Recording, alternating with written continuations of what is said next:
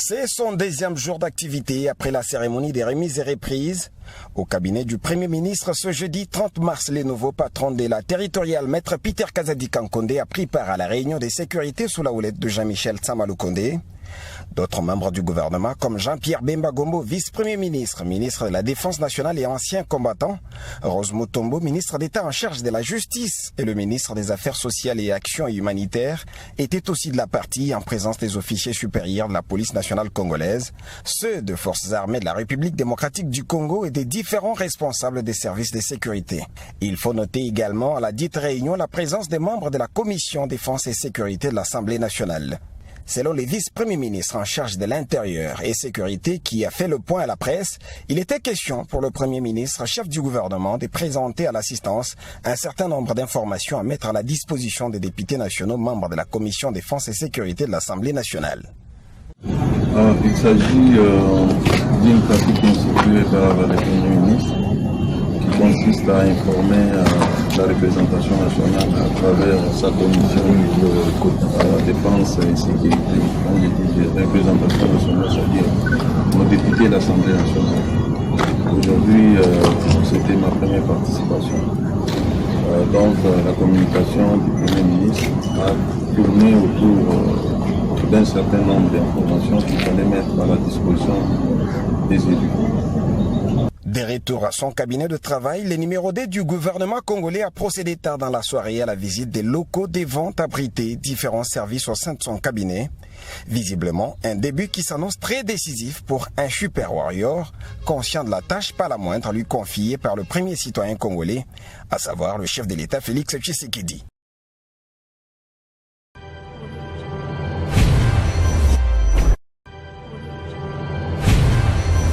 Bonjour, bonsoir, ça dépend Air Hollandi émission. Ndenge to message sur la actualité politique de la République démocratique du Congo.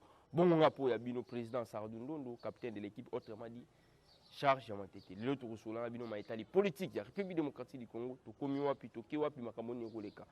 Dossier Mwanga Chuchu lobby. Ba samisa ki encore Mwanga Chuchu. Ba secret bimite. Na lo bato na lo bate. Ba secret bimite. Affaire Mwanga Chuchu atangi. Mouyeji. Comme on est payé bini, tu peux expliquer bino. Situation sécuritaire puis démocratique du Congo, tu peux soulever bino awa. Et nomination, il y a un nouveau gouvernement. Toloba, Tolobate. Jean-Pierre Bemba en place, Vital Kamerhe en place. Yango, tu peux soulever. Ah, ok. En premier le dossier, il y a Mwanga Chuchu, Soboza d'encore Nanga. Bonjour encore, je vous aime tous. Et la Pessibino encore Moté, président Ndondo Sardou, capitaine de l'équipe parlementaire debout, autrement dit charge à ma tête, plus 243, 89, 67, 46, 727 numéro WhatsApp, benga, commenter, critiquer, mais confingate comme dû le chef de l'État Félix Antoine Tshisekedi Tshilombo. Dossier Mwanga Chuchu, lobby, la prison centrale, ils ont au Pessimwambo à Bouri. Au Pessimwa à Bouri. Avant la lobby, la zone Sabino Momoke, pour au sénateur Mwanga Chuchu, à Zanani, Motumso a Kukanisa Chuchu, pour moi, on a rappelé à moi si, Christianen m'a bien Chuchu. Il faut expliquer qui est le sénateur Edouard Mwanga Chuchu. Il faut expliquer. Qu'on se le dise quand même, hein? Qu'on se le dise. Au lieu de Tikao, il faut expliquer. Avant Naya, na procès les cas qui lobby na prison centrale ya Makala. Na ebisa ki bino, baza belé. Bon, pour ça congolais, au baza un cli na makambo te SRP démocratique du Congo, baza belé. Na ko expliquer bino, awa na etandoke. Tomeka ko zongi sabato moké, ba comprendre qui est le sénateur Edouard Mwanga Chuchu. Le sénateur Edouard Mwanga Chuchu a signé un contrat depuis 2015 si 2050. À l'époque, il y a Neko, Joseph Kabila Moutoala qui est président. Quand on a signé un contrat, à l'époque, je m'excuse, Monsieur Matata Mponi, il était Premier ministre. Monsieur Matata Mponi Moutoala qui est Premier ministre. Le contrat est signé. Il y a habité ceux qui ont bon et du forme, topé contrat Magui. Monsieur Edouard Mwanga Chuchu, na Est République démocratique du Congo a un espace exploité par carré minier. De 2015 jusqu'à 2050, 35 ans, il y a contrat. Mboka si Koufa, et le quoi koyiba ezate, bisote ko bongisa mboka. Edouard Mongatutu a signé contrat. Il a dit au vie et aussi il a dit aussi au vie de tous que à l'époque où on a premier ministre Matata Mponi, le facilitateur, il y a espace où on a pour exploiter carré minier, c'est Matata Mponi. Edouard Mongatutu a signé contrat. Tant qu'on a signé contrat, il va y belé, na ba oboye bi ba kobima. Edouard Mongatutu, chaque procès a bakisaka moko abakisaki. Chaque procès a bakisaka mutu moko abakisaki. Nanga na yo to ebiki Edouard Mongatutu abakisaki de mutu. Na ko expliquer bino procès les cas qui lobby ou va rapporter en semaine prochaine. To expliquer bino ndenge akotanga lisuba obatikali. Tant qu'on a exploité ba carré minier na ye. Yo ebi ceux qui va pêcher au table à côté ka et faire ko sala mosala. Faut zo matoum na besoin ou comme un espace à monene. O kopo ndeko Edouard Mongatutu a salaka ravitaillement il y a un groupe rebelle. Contact direct na M23. Massacre topé ba tuerie na Est République démocratique du Congo. Kopo Edouard Mongatutu ndeko sala ngwa. Abomi ba Congolais ebele. Makila na Est ya Congo ezotanga. Edouard Mongatutu azanganga ya Paul Kagame. Match bebiti. Et azanganga ya Paul Kagame. Donc Edouard Mongatutu a dit le roi ma jumelle na kati ya République démocratique du Congo. Azo jumelle asali capture atinel Paul Kagame. A jumelle asali capture donc Edouard Mongatutu azana nganga ya Paul Kagame na sol congolais. Tant on va comprendre que cet espace wana il faut na multiplier pour la continuer comme massacrer peu comme congolais. Ndeko Edouard Mongatutu a commis un contact na Mo Ibrahim, le milliardaire soudanais. Auto speaker qui vient avec monsieur Eleki. Alinga kutana na yi. Pour kutana ndeko Edouard Mo Ibrahim contact ezakité. Yo bi ba milliardaire pour kutana yi kokoso.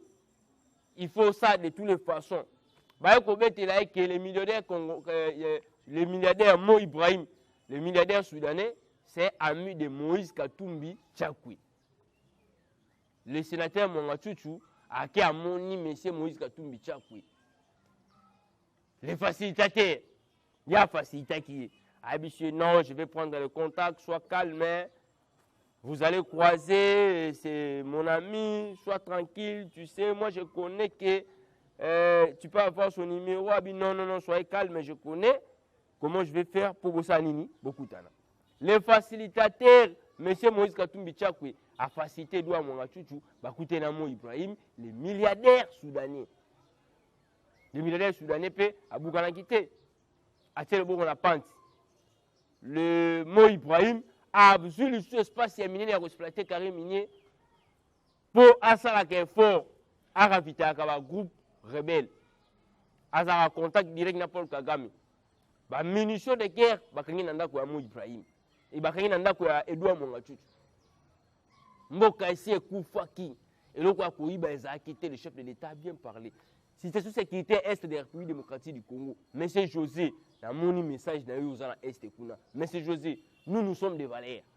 Le président Félix a combattu pour défendre les valeurs, non les égoïstes. Est de la République démocratique du Congo.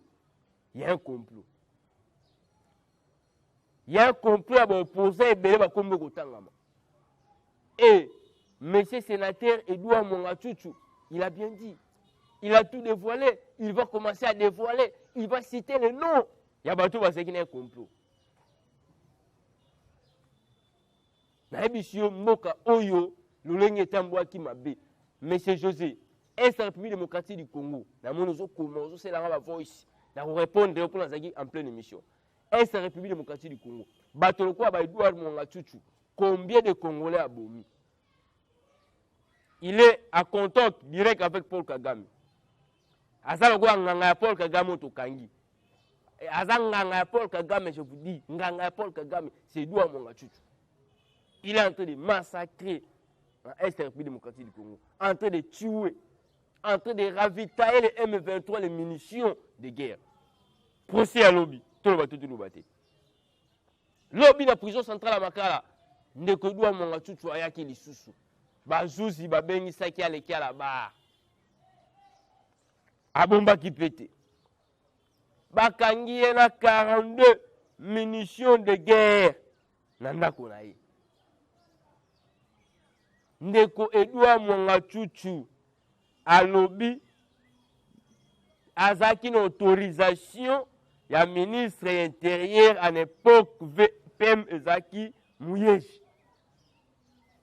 Donc minduke bomona ke pa ndeko Edouard Mongachuchu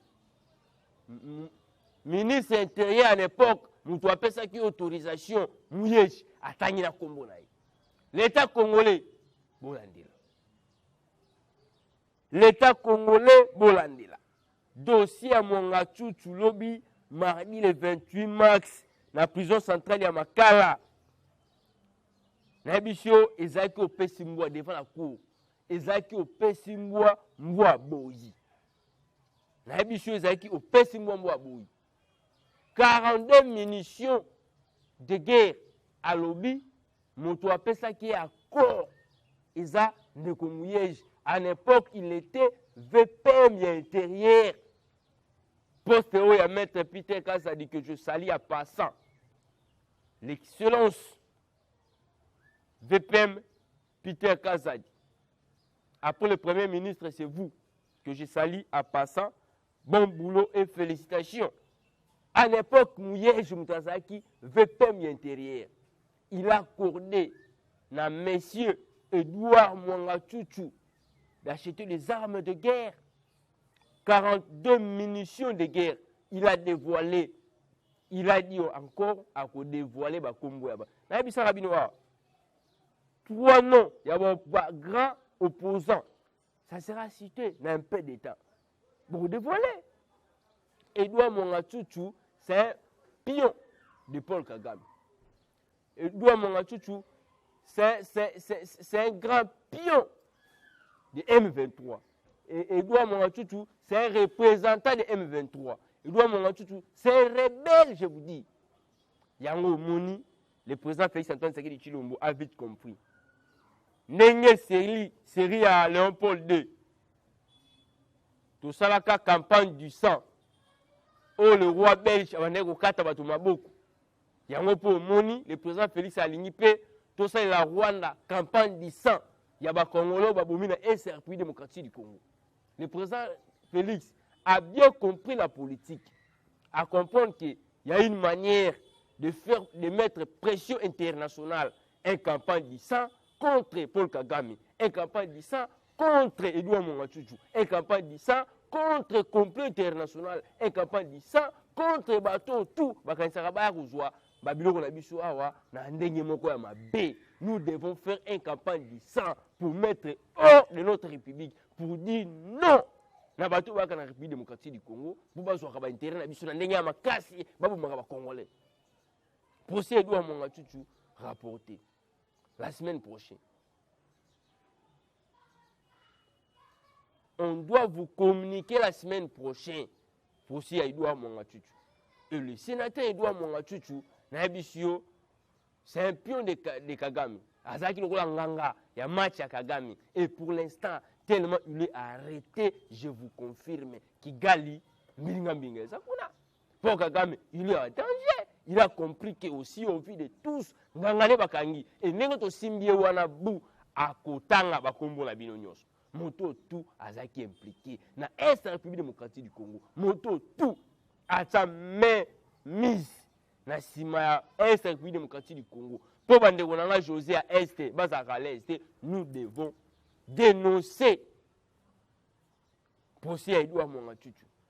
Naibishio, président Félix a aussi de toutes les façons pour changement à la Congo. Azo Bunda, pour Mbouka Monsieur Kende Liboso. Mais Tara Makamoto Okutana. Voilà les procès, il y a Edouard Mongachuchu. Tout ça qui n'a pas procès, Bélé Fouto Beta. Nomination. Il y a un nouveau gouvernement au Bima.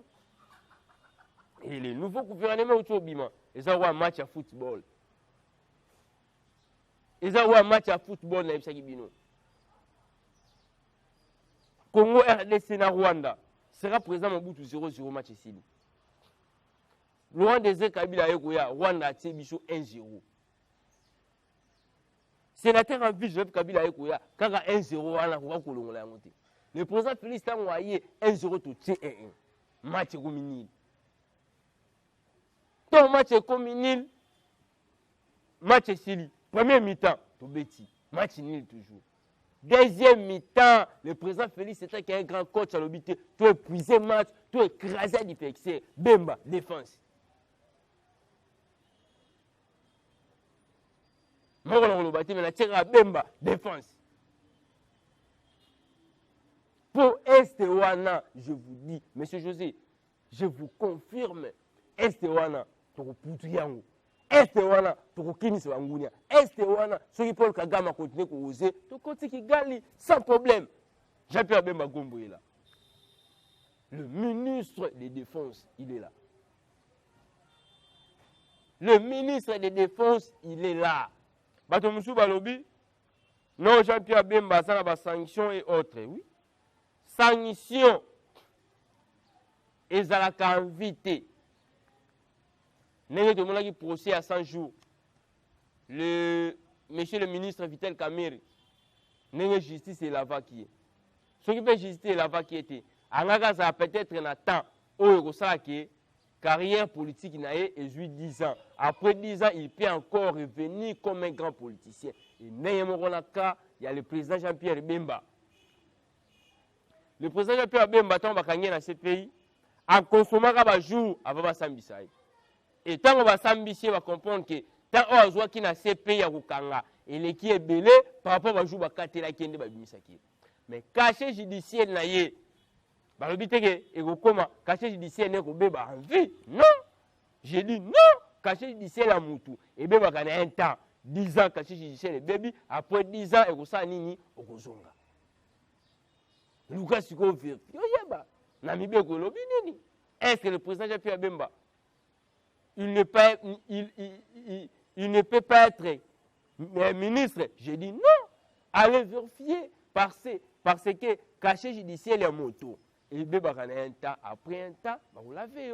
Ils ont duré, ils ont été 10 ans, 15 ans, 20 ans. Après, tu peux revenir encore comme un grand homme ou comme un grand politicien. Et là, on a dit il faut comprendre. Le président Félix a compris. Match commis, quoi t'as? Tu épuisé équipe. Tu as pour ça match inutile. Tu as pour ça, tu as encaissé vie. Et je vous confirme ici. Si Paul Kagame n'est pas encore saisi l'opportunité, si le Rwanda n'est pas encore dit un mot pour quitter le sol congolais, Dieu va regretter. Comme dit le président Mobutu, si il faut faire un accord avec le diable, mais nous ne ferons pas avec le diable, nous ferons un accord avec Jésus-Christ pour puiser et écraser, entrer dans Kigali, dans Ebisio, Marabuza Mabe. Dans Ebisio, Makambu Ezamabe à Koussakanati. C'est une sécurité démocratique du Congo. Pour l'instant, il y a eu des avancées. Le FARDC, notre armée, va monter à puissance. Le commandant suprême, le président Félix Antoine Tshisekedi Tshilombo, il a bien dit aussi au vu de tous, vous allez voir le Congo nouveau. Le Congo qui va parler face au monde entier. Le monde a commencé à parler. Il était prophète, le président Félix. Vous allez voir le Congo nouveau. C'est un Congo nouveau. Le Congo qui va parler face au monde entier. Le Congo va parler face au monde entier. Nous sommes aujourd'hui le pays solution. Le monde a vite compris aussi au vu de tous. Pour la capacité, Oyo, va représenter Bissot face au monde. Ça, c'est un Congo nouveau. Ça, c'est un Congo qui a parlé déjà face au monde entier. Merci le président Félix parce que tu étais prophète. Situation de sécurité à RDC, il faut retenir que il y a eu des avancées. Jean-Pierre Bemba Gombo, il est là, la défense. Et si M. Kagame, il a continué encore de oser, il a continué encore de massacrer, sous couvert M23 au sol congolais. Si M. Kagame, il continue encore à agresser les Congolais, sous couvert il y a M23 au sol congolais, Dieu va regretter le lengue Tokokomisa qui gagne le désert d'un peu de temps, je vous confirme. Tokokomisa qui gagne le désert. Mais c'est très important à nous, le président Félix Apometa Kibiso, vous allez voir le Congo nouveau, vous allez voir le Congo qui va parler face au monde entier. Nous sommes aussi censés de faire une campagne de sang contre Paul Kagame. Il est en train de tuer les Congolais, il est en train de massacrer les Congolais, il est en train de voler nos minéraux. Le président Ndondo Sardou, capitaine de l'équipe, Maman Emerance Nalandre, le DG Patrick Kayembe Aigle, le gouverneur de la banque, William Pambou Pambou, le DG Désiré de Sonance, le DG Youssouf Billy Sampi. Ce qui est sur la zone, tu vois encore awa, tu expliques bino, le lengenini, politique de la République démocratique du Congo, zotambola, tu kewapi, tu komi wapi, pe tu kosuka wapi. Je dis.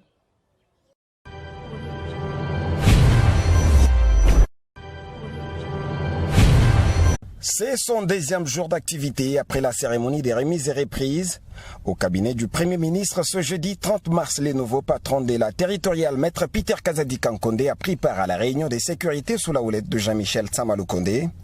D'autres membres du gouvernement, comme Jean-Pierre Bemba Gombo, vice-premier ministre, ministre de la Défense nationale et ancien combattant, Rose Mutombo, ministre d'État en charge de la justice, et le ministre des Affaires sociales et actions humanitaires, étaient aussi de la partie en présence des officiers supérieurs de la police nationale congolaise, ceux de forces armées de la République démocratique du Congo et des différents responsables des services de sécurité. Il faut noter également à la dite réunion la présence des membres de la Commission défense et sécurité de l'Assemblée nationale. Selon le vice-premier ministre en charge de l'Intérieur et Sécurité qui a fait le point à la presse, il était question pour le Premier ministre, chef du gouvernement, de présenter à l'assistance un certain nombre d'informations à mettre à la disposition des députés nationaux membres de la Commission Défense et Sécurité de l'Assemblée nationale. Il s'agit d'une pratique instituée par le Premier ministre qui consiste à informer la représentation nationale à travers sa commission défense et sécurité. Quand je dis représentation nationale, c'est-à-dire nos députés de l'Assemblée nationale. Aujourd'hui, c'était ma première participation. Donc la communication du Premier ministre a tourné autour d'un certain nombre d'informations qu'il fallait mettre à la disposition des élus. De retour à son cabinet de travail, le numéro 2 du gouvernement congolais a procédé tard dans la soirée à la visite des locaux des ventes abrités différents services au sein de son cabinet. Visiblement, un début qui s'annonce très décisif pour un super warrior, conscient de la tâche pas la moindre lui confiée par le premier citoyen congolais, à savoir le chef de l'État Félix Tshisekedi.